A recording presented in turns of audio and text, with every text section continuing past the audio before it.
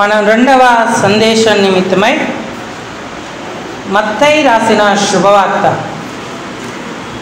22వ అధ్యాయంలో మొదటి నుంచి 14 వచనాలు మార్చి చదువుకుందాం.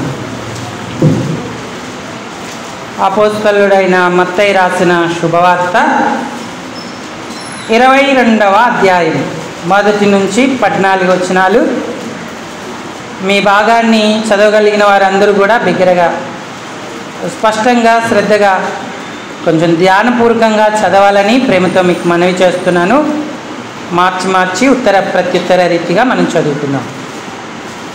యేసు వారికి ఉత్తరమిచ్చుచు తిరిగి ఉపమాన రీతిగా ఇట్లనెను,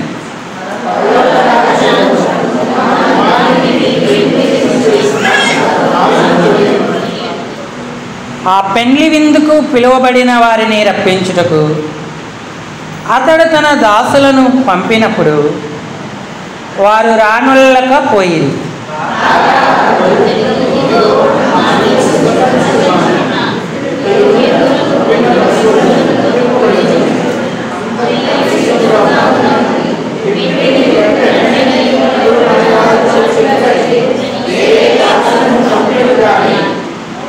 వారు లక్ష్యము చేయక ఒకడు తన పొలమునకును మరి ఒకడు తన వర్తకమునకును వెళ్ళిరి.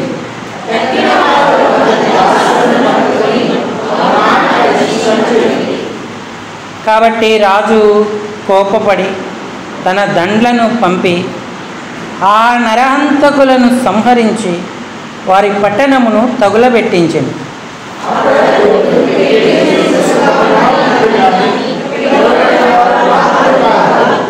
గనుక రాజమార్గములకు పోయి మీకు కనబడు వారందరినీ పెండ్లి విందుకు పిలువుడని తన దాసులతో చెప్పెను.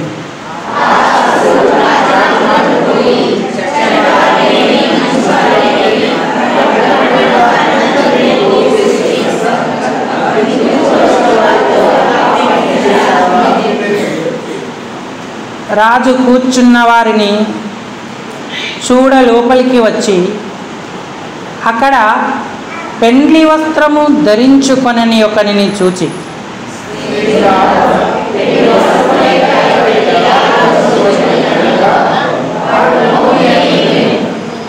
అంతటా రాజు వీని కాళ్ళు చేతులు కట్టి వెలపటి చీకటిలోనికి త్రోసివేయుడి, అక్కడ ఏడుపును పండ్లు కొరుకుటయు ఉండునని పరిచారకులతో చెప్పింది.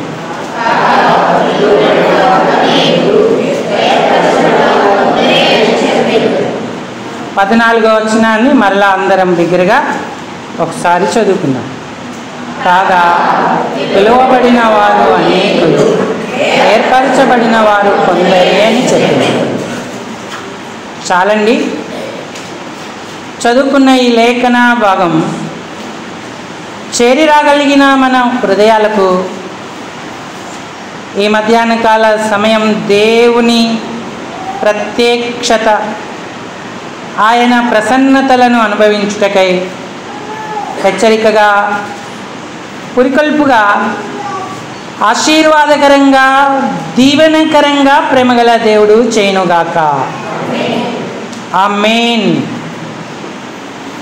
ప్రభు ప్రజలారా, ప్రభువునందున్నటువంటి ప్రియమైన వారులారా, మనం దేవుని యొక్క వాక్యాన్ని చాలా జాగ్రత్తగా ఆలకిద్దాం.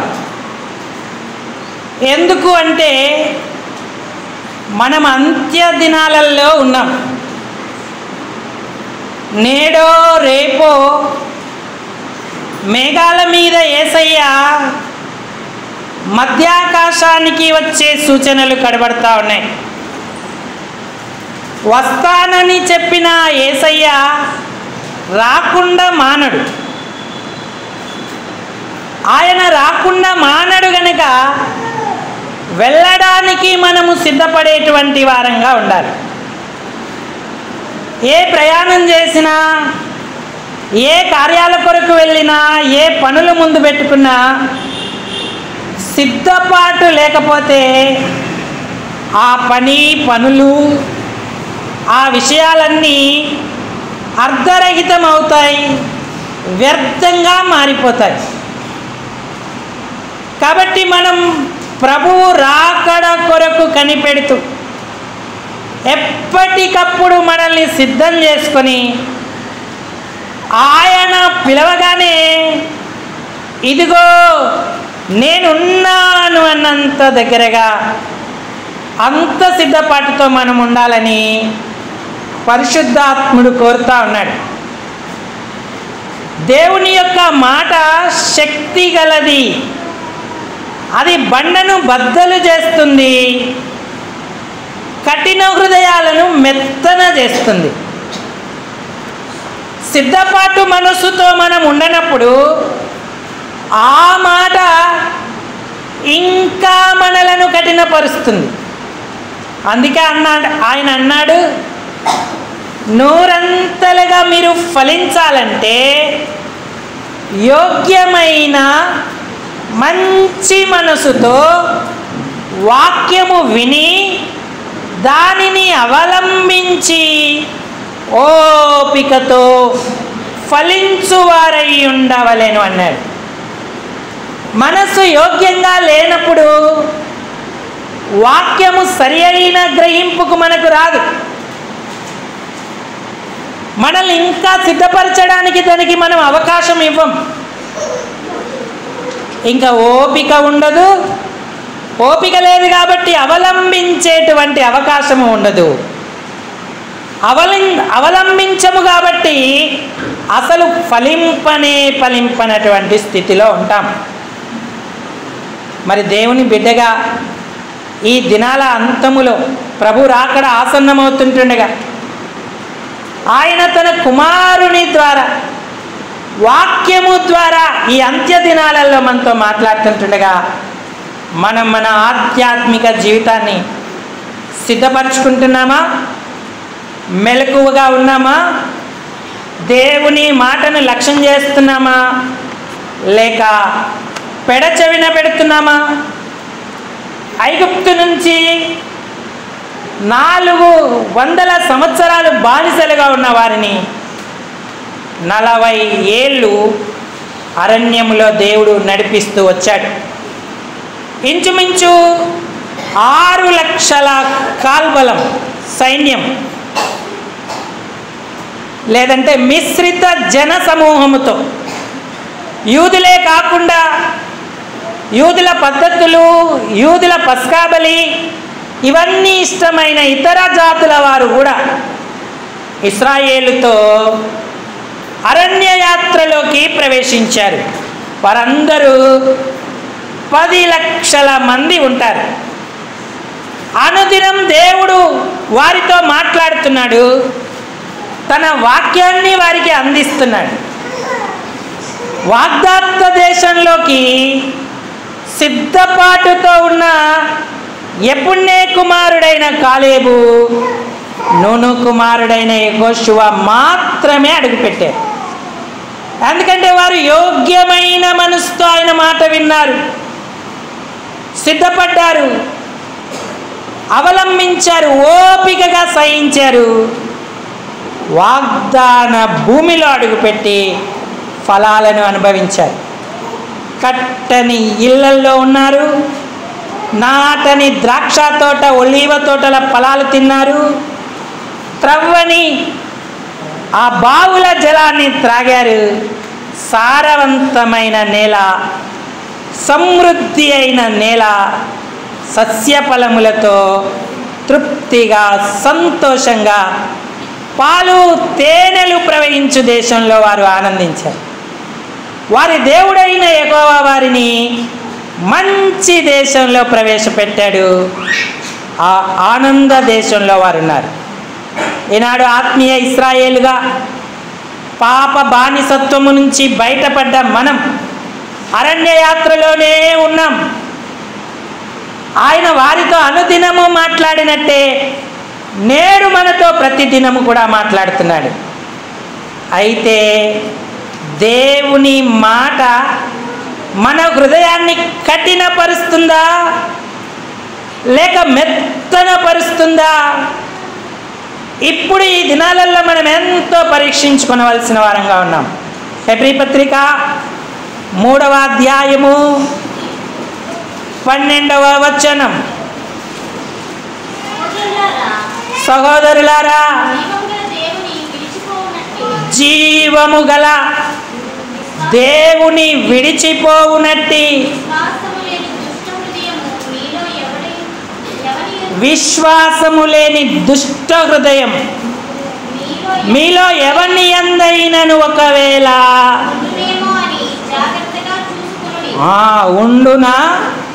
ఉండునేమో. నాలో ఉందా? నా కుటుంబంలో ఉందా? సంఘంలో ఉందా? ఏమో ఉండునేమో అని జాగ్రత్తగా చూచుకొనుడి అన్నాడు. రక్షణ పొంది దేవుని బిడ్డలమై అరణ్య యాత్రలో ప్రవేశించిన మనం జీవము గల దేవుణ్ణి, జీవము గల దేవుడు అంటే ఇక్కడ జీవము గల సంఘం అని కూడా అర్థం చేసుకోవాలి. దేవుని జీవమున్న సంఘం. ఎందుకంటే దేవుడు అంటే ఆయన శరీరం సంఘానికి పోల్చబడింది. సంఘమే ఆయన శరీరం. ఆయన్ని విడిచిపోతున్నాము అంటే, ఆయన సంఘాన్ని విడిచిపోతున్నామంటే, అభిషిక్తులైన దైవ సేవకులను విడిచిపోతున్నామంటే విశ్వాసము లేని దుష్ట హృదయం మనలో ఉంది అని అర్థం. దేవుడు ప్రాణం ఇచ్చాడు, రక్తం కార్చి చనిపోయి మనందరి కొరకు నిత్య జీవాన్ని ఇవ్వడానికి ఆయన ఏర్పాటు చేస్తున్నాడు. ఇశ్రాయేలీయులు అరణ్య యాత్రలో ఆకుల వలె రాలేరు. ఎందుకంటే దేవుని మాటకు లోబడలేదు, దేవుణ్ణి లక్ష్య పెట్టలేదు. దేవుడు మాట్లాడుతుంటుండగా హృదయాలను కఠినపరుచుకున్నాడు. 13-15 చదవండి. నేడు మీరాయన శబ్దము వినిన ఎడల దుఃఖము పుట్టించినప్పటి వలె. అమ్మా, అయ్యా, మీ హృదయములను కఠినపరుచుకొనకూడని ఆయన చెప్పాడుగా. ఆయన చెప్పెను గనుక పాపము వలన కలుగు భ్రమ నుండి మీలో ఎవడు కఠినపరచబడకుండునట్లు నేడు అను సమయం ఉండగానే ప్రతి దినము ఒకరికొకడు బుద్ధి చెప్పుకొనుడి అన్నాడు. మీ హృదయాలను మెత్తన చేసుకొనుడి అంటూ ఉన్నాడు. ఈనాడు దేవుని మాటలు, దేవుని సందేశాలు, దైవజనుల మాటలు నీ హృదయాన్ని మరింత కఠినం చేస్తున్నాయా లేక మెత్తన చేస్తున్నాయా?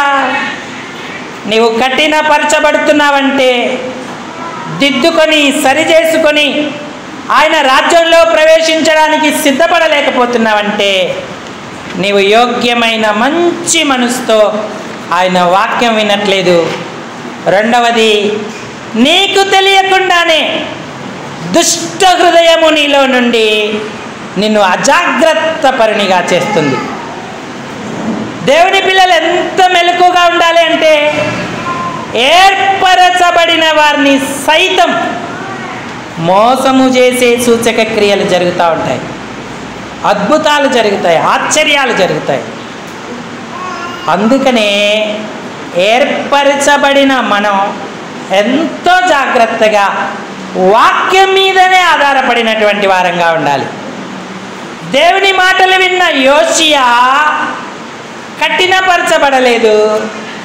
అవును ప్రభువా, నా స్థితి, ఇశ్రాయేలీయుల పరిస్థితి అలాగే ఉన్నదని సింహాసనము దిగి బట్టలు చింపుకొని ఆయన తల వంచి పశ్చాత్తాపాన్ని దేవునికి తెలియజేశాడు.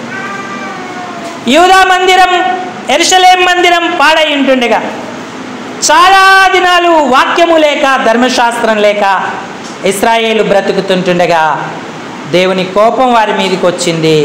ఎంతో శాపాన్ని వారు అనుభవించారు. అప్పుడు యోషియా దగ్గరికి దేవుని మాటలు ఇలా వచ్చాయి.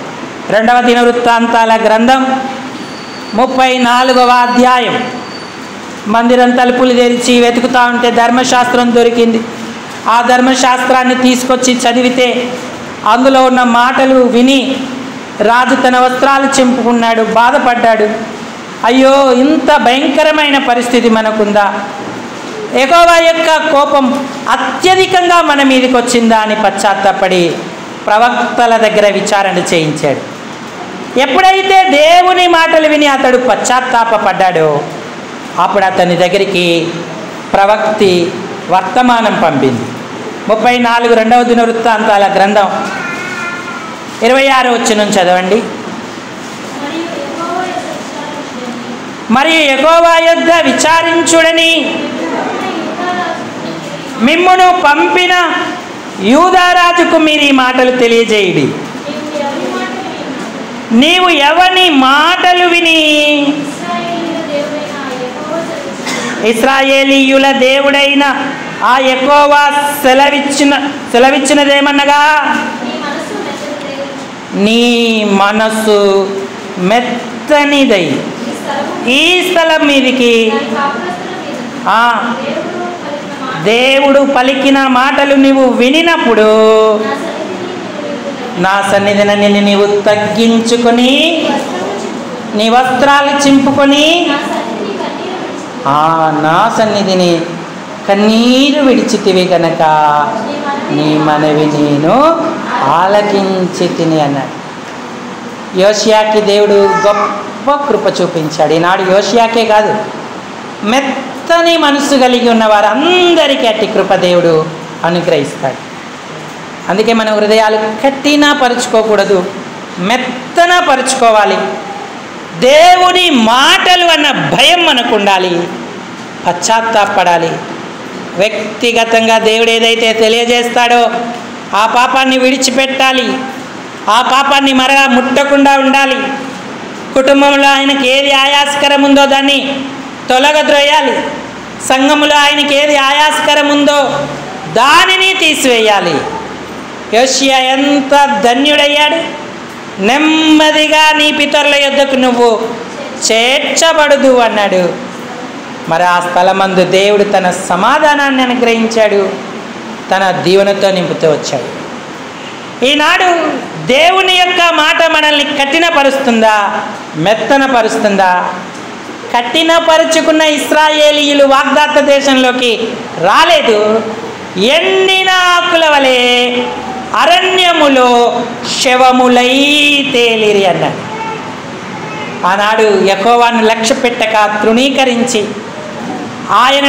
ఆయన పిలుపును నిర్లక్ష్యం చేసిన వారందరూ కూడా నష్టపడ్డారు. ప్రియులారా, ఎంతో సమయం లేదు.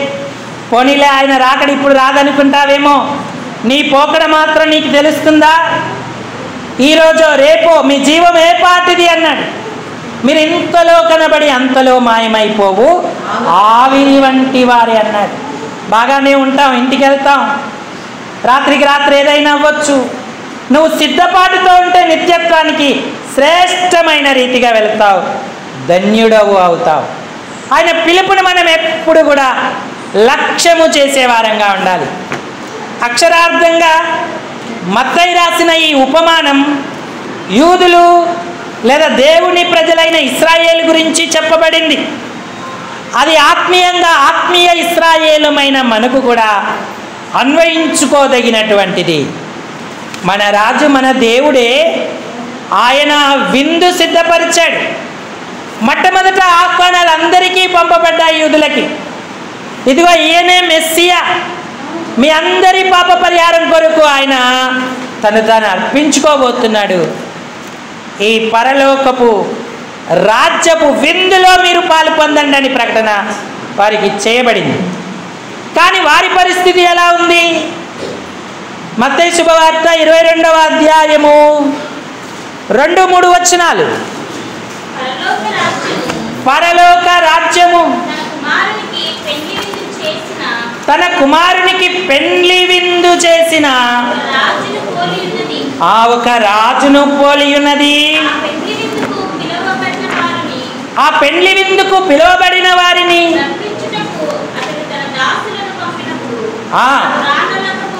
తన దాసులను పంపినప్పుడు వారు రానొల్లకపోయిరి.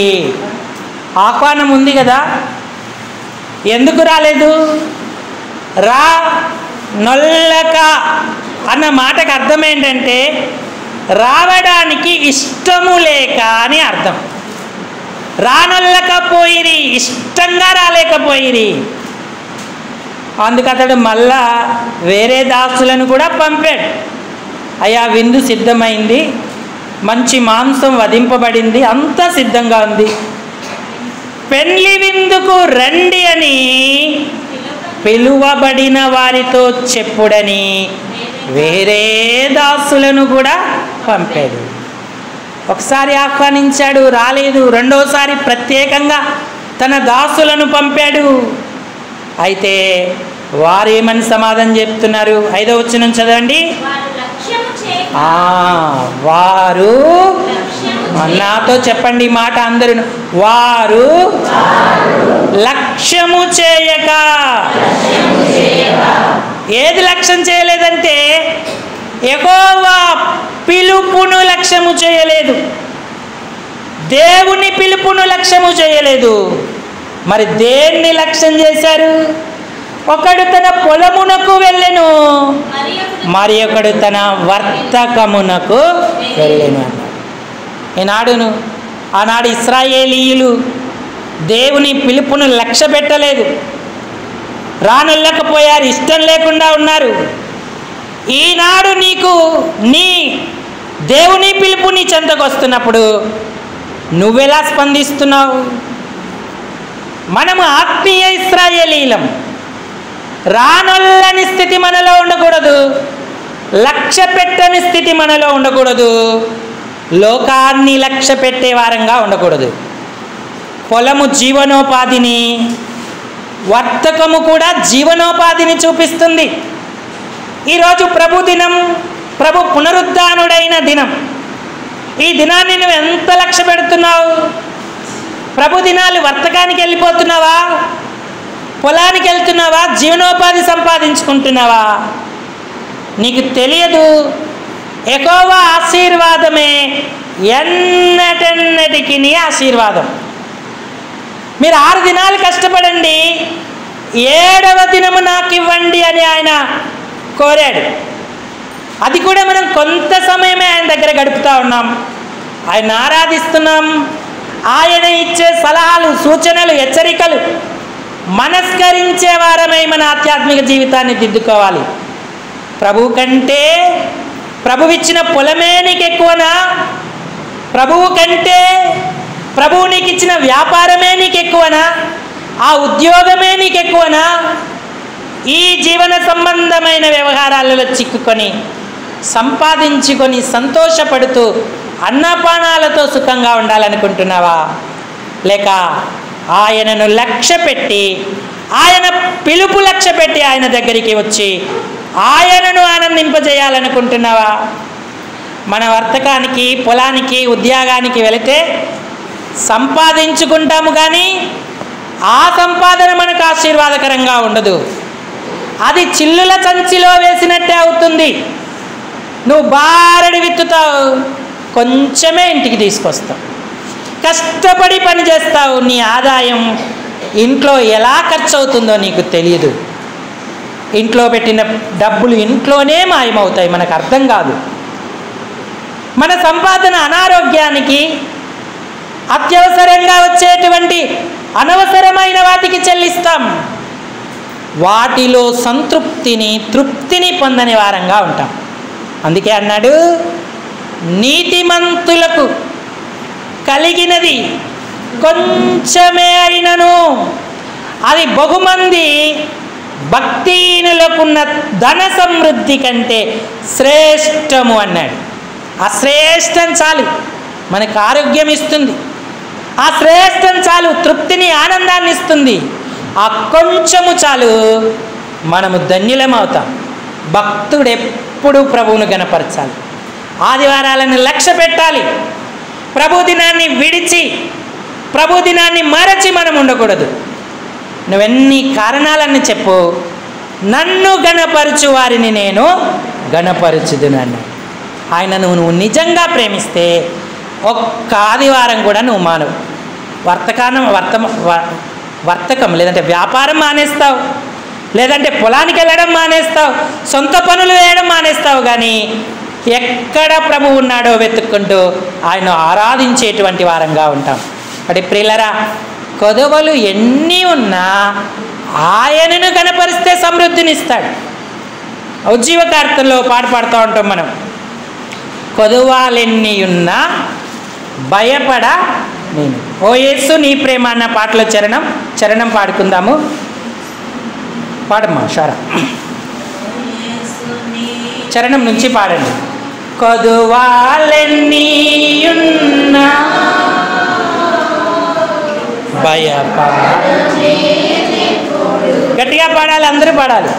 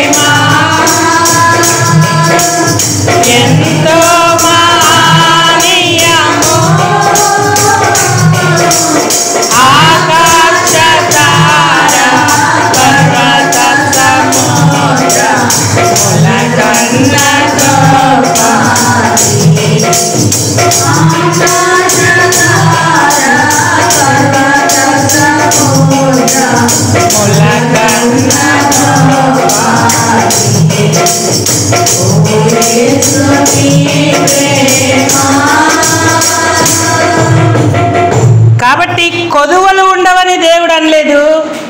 నీ ఇంట్లో అప్పటికప్పుడే పసుపు అయిపోవచ్చు, కానీ దేవుడు ఎక్కడ నుంచి నీ ఆర్థికత తీరాలో అక్కడి నుంచి నీ చేతిలో దాన్ని పెడతాడు.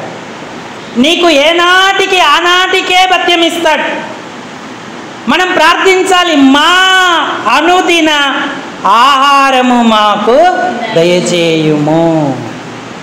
అప్పులు ఉండవు, ఆర్థిక ఇబ్బందులు ఉండవు, ఇకమునకు కావలసిన సకల సమృద్ధి ఏ నాటికానాడు దేవుడు అనుగ్రహిస్తూ ఉంటాడు. నువ్వు వెనకబడుతూ సంఘాన్ని విడిచి, దేవుణ్ణి విడిచి, దైవజనులను విడిచిపోతూ ఉంటే నీవు ఎంత ఆధ్యాత్మిక కఠిన హృదయాన్ని, దుష్ట హృదయాన్ని కలిగి రానుల్లక దేవుని ఏర్పాట్లు నెరవేర్చుకోకుండా ఉంటావు.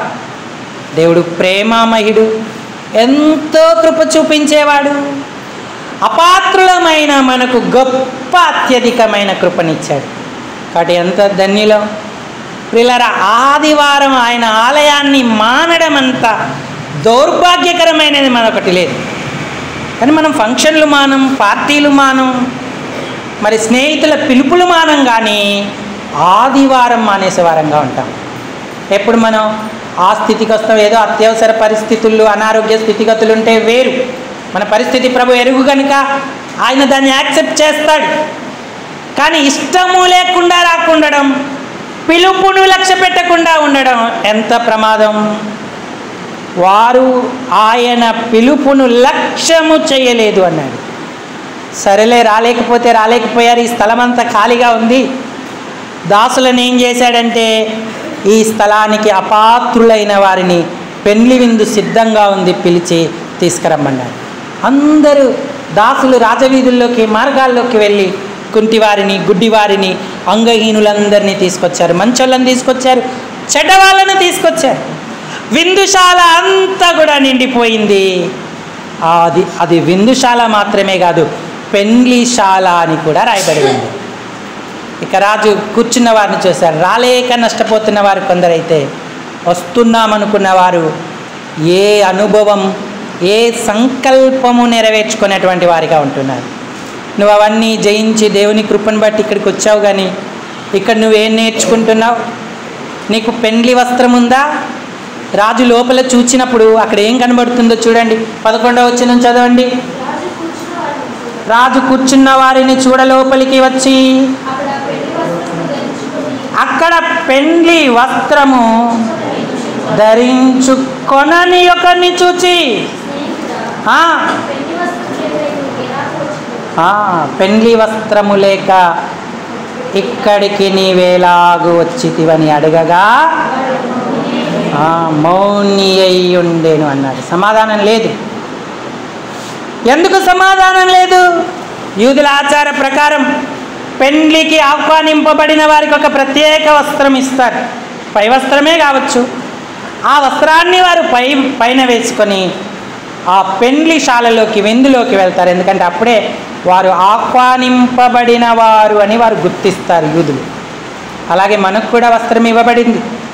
మన పెండ్లి వస్త్రం ప్రభువిచ్చిన రక్షణే.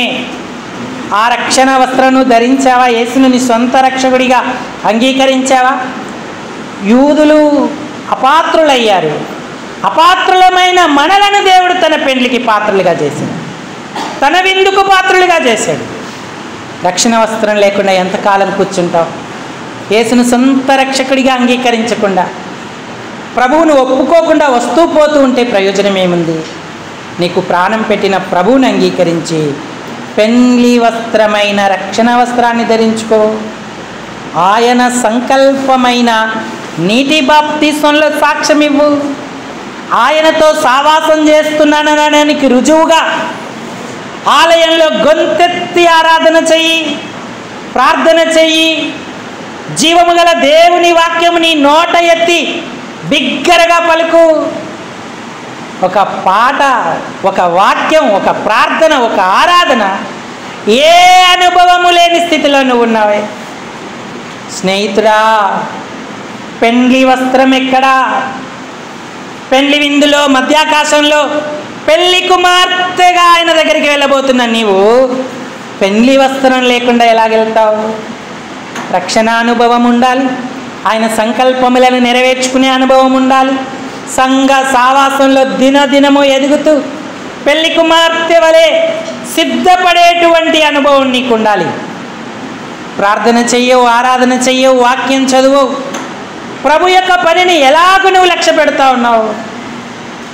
పెళ్లి వస్త్రం లేని వాళ్ళ పరిస్థితి ఏంటి? అంతగా రాజు అన్నాడు, వీని కాళ్ళు చేతులు కట్టి వెలపట చీకటిలోకి త్రోసెయ్యుడి అన్నాడు. అక్కడ ఏడ్పును పండ్లు కొరుకుటయి ఉండునని పరిచారకులతో చెప్పాను అన్నాడు. ఈనాడు దేవుడు తన కృపనిచ్చి మనల్ని ఎంత దూరం తీసుకొచ్చాడు. రక్షణ లేకపోతే రక్షణ పొందుదాం. ఒకవేళ రక్షించబడి ఉంటే పెండ్లి వస్త్రాన్ని సిద్ధపరచుకుందాం.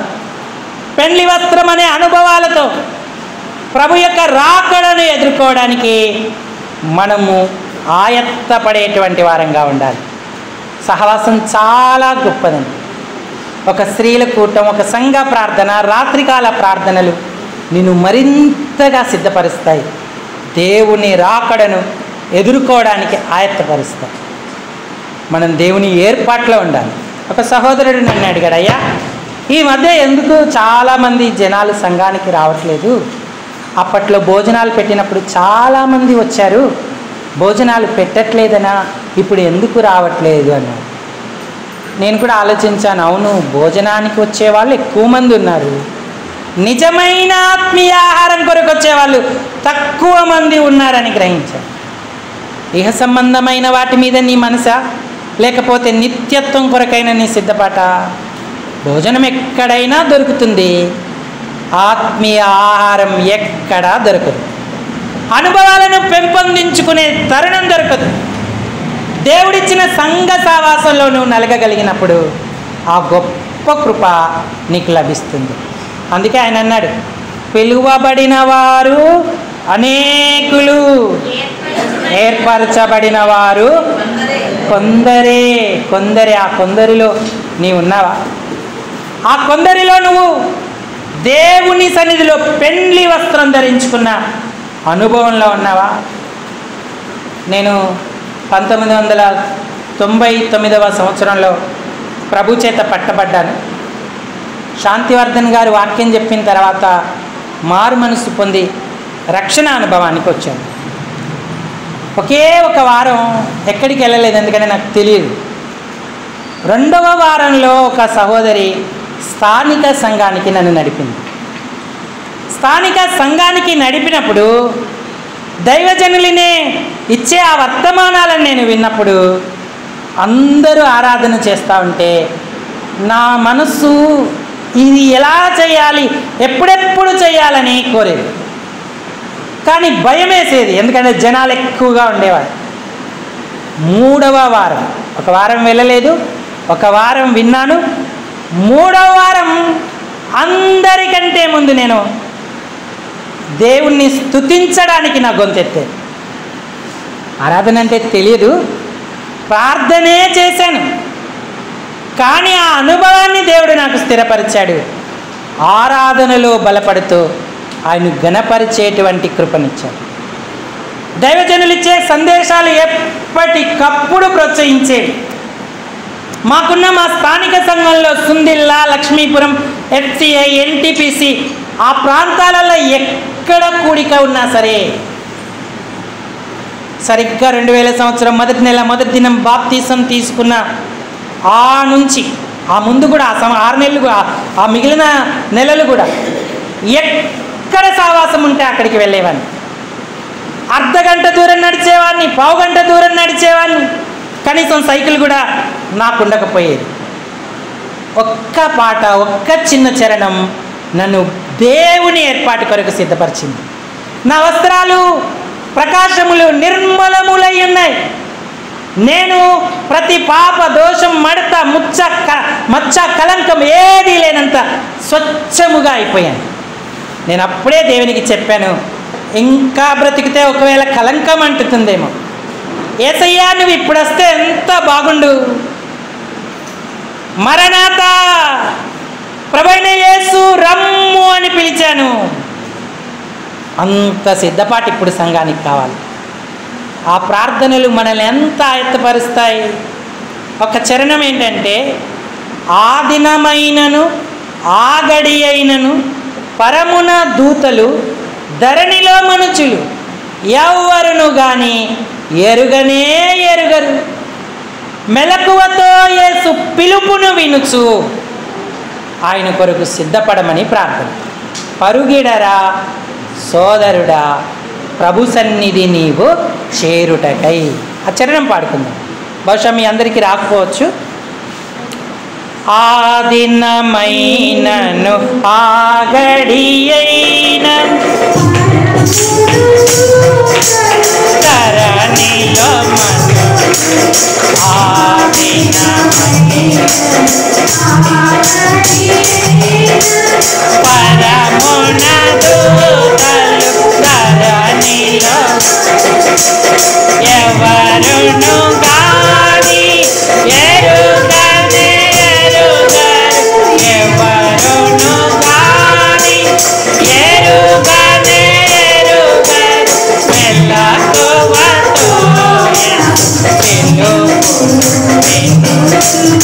మెలకువతో మెలకువతో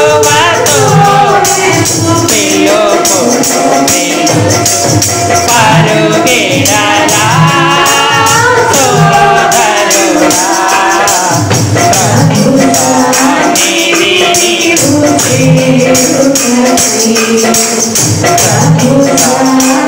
సన్నిధి నీవు పరుగిడరా. ప్రభు సన్నిధి కొరకు మనం ఎంతగా పరుగులెత్తుతున్నాం. నువ్వు సంపూర్ణ సిద్ధపాటుతో ఉంటే మరణాత అని చెప్తావు. అప్పుడు ప్రభు అయిన యేసు వస్తాడు. వ్యక్తిగతంగా నీ కొరకే వస్తాడు, సంఘముగా నీ కొరకు వస్తాడు. నువ్వు సిద్ధపడి ఉంటే లక్ష్య పెట్టక పిలుపును రానొల్లక నీ ఆధ్యాత్మిక జీవితాన్ని కఠినపరుచుకొని పెండ్లి వస్త్రము లేక చీకట్లోకి వెళ్తావా? సిద్ధపడి ఆయన రాజ్యం కొరకు ఎదురు చూసి నిత్యత్వానికి వెళ్తావా? ఆ మేఘారూఢుడు ఆయన త్వరలో రానయ్యున్నాడు. నీ సిద్ధపాటేది? మనకు దేవుని సన్నిధికి, సంఘ సావాసానికి, గృహకూడికలకు, రాత్రి ప్రార్థనలకు పరిగెత్తుకొని ప్రభు సన్నిధికి రాలేం. కానీ ఎప్పుడెప్పుడు ప్రార్థన అవుతుందా, ఎప్పుడెప్పుడు ఇంటికి పరిగెడదామన్న తొందరలోనే ఉంటాం. ఆమేననడం ఆలస్యం, మనం పరిగెడతా ఉంటాం. లోకానికి పరిగెడుతున్నామా? దేవుని కొరకు పరిగెడుతున్నామా? అడుగడుగో మన యేసురాజు రానయ్యున్నాడు, కొంచెం కాలంలో అన్నాడు. నువ్వు సిద్ధపడితే ఎంత ధన్యుడు అవుతావు. డిఎల్ మూడీ గారు గొప్ప దైవజనుడు. తనకు 3 స్నేహితులు ఉన్నారు. వారందరి కొరకు ఆ 3 స్నేహితులు రక్షించబడాలని ఎంతగానో ప్రార్థించాడు, కన్నీరు విడిచాడు. చాలా సందర్భాల వారికి సువార్త చెప్పాడు. అందులో ఆయన బ్రతికుండగానే 2 స్నేహితులు రక్షించబడ్డారు. కానీ 3వ స్నేహితుడు మూర్ఖుడు. యేసు గురించి ఎప్పుడు చెప్పినా, ఎప్పుడు ఆయనకు సలహా ఇచ్చినా, సూచన ఇచ్చినా తృణీకరించేవాడు. త్రాగుబోతు, ఎక్కడ పడితే అక్కడ పడిపోయేవాడు. డిఎల్ మూడీ గారు ఎంతో ఆయనను ఆదరించి ఇంటికి తీసుకొచ్చి శుభ్రపరిచి వాంతంతా కడిగి ఒకసారి కాదు ఎన్నోసార్లు అతనికి ఉపచర్యలు, పరిచర్యలు చేస్తూ వచ్చాడు. ఆయన రక్షించబడలేదు. డిఎల్ మూడీ గారిని దేవుడు పిలిచాడు, నిత్యత్వానికి వెళ్ళాడు. ఆయన సమాధి కార్యక్రమం జరుగుతూ ఉంటుండగా ఆ 2 స్నేహితులు అక్కడ ఉన్నారు. ఈ 3వ స్నేహితుడు కూడా ఆ సమాధి కార్యక్రమానికి హాజరయ్యాడు. డిఎల్ మూడీ గారు సువార్త చెప్తే రక్షించబడిన వారందరూ వారు కన్నీటి పర్యాంతరం అవుతూ, అయ్యో ఒక మంచి దైవజనుని కోల్పోయామని బాధపడుతూ నిలబడి ఉంటుండగా వారు చెప్పే మాటలు, ఆయన జీవితం గురించి వారు చెప్తున్న విషయాలు ఈ వ్యక్తిని ప్రభావితం చేశాయి. తన వ్యక్తిగత జీవితాన్ని చూసుకున్నప్పుడు ఎన్నిసార్లు నాకు ఆయన దేవుని గురించి చెప్పాడు. నేను ఈ త్రాగుబోతుతనాన్ని మానలేకపోయాను, దేవునికి లోబడలేకపోయాను అని అప్పటికప్పుడే పశ్చాత్తపడి ఆ సమాధి కార్యక్రమం దగ్గరే మోకరించి, మూడీ నువ్వు బ్రతికున్నంత కాలం నన్ను చూడాలని చూసుకున్నావు. నువ్వు నాకు బంధువు కాదు, స్నేహితుడివి కాదు, నిలవరుడివి కాదు, అయినా నన్ను పట్టించుకున్నావు, ప్రేమించావు. దేవుని ప్రేమని నేను ఎరగలేకపోయాను. అయితే ఇప్పటి నుండి నేను నీలాగా బ్రతుకుతానే తీర్మానం చేసుకున్నాను. ప్రార్థించిన డిఎల్ మూడీ గారి ప్రార్థనలు చివరికి అతని సమాధి కార్యక్రమంలో కూడా కార్యం చేయడం మొదలుపెట్టాయి. దేవుడు అతని స్నేహితుడిని రక్షించుకున్నాడు. దేవుని ఏర్పాట్లో ఆయన కూడా అనేకులకు మాదిరిగా మార్గదర్శకంగా నిలిచాడు. సిద్ధపడ్డారు, పిలుపుని లక్ష్య పెట్టారు, ధన్యులయ్యారు. మరి నీ పరిస్థితి ఏంటి? రాకడ ఆసన్నం అవుతుంది. సంఘం గురించిన శ్రద్ధ, దేవుని గురించిన శ్రద్ధ ఉందా? నీ వ్యక్తిగత జీవితంలో నువ్వు ఎంత సిద్ధపడుతున్నావు? ఇంకా లోక వ్యవహారాలలోనే మునిగి ఉన్నావా? సమయం ఆసన్నం అవుతుంది. ఇప్పటికైనా మంచి తీర్మానం చేసుకో, ప్రభులో బలపడు. నీ తీర్మానాన్ని ఆయన స్థిరపరిచి దీవిస్తాడు. ఈ తలంపులను ప్రభు దీవించునుగాక. అందరూ తలలు వంచి కళ్ళు మూసుకోండి.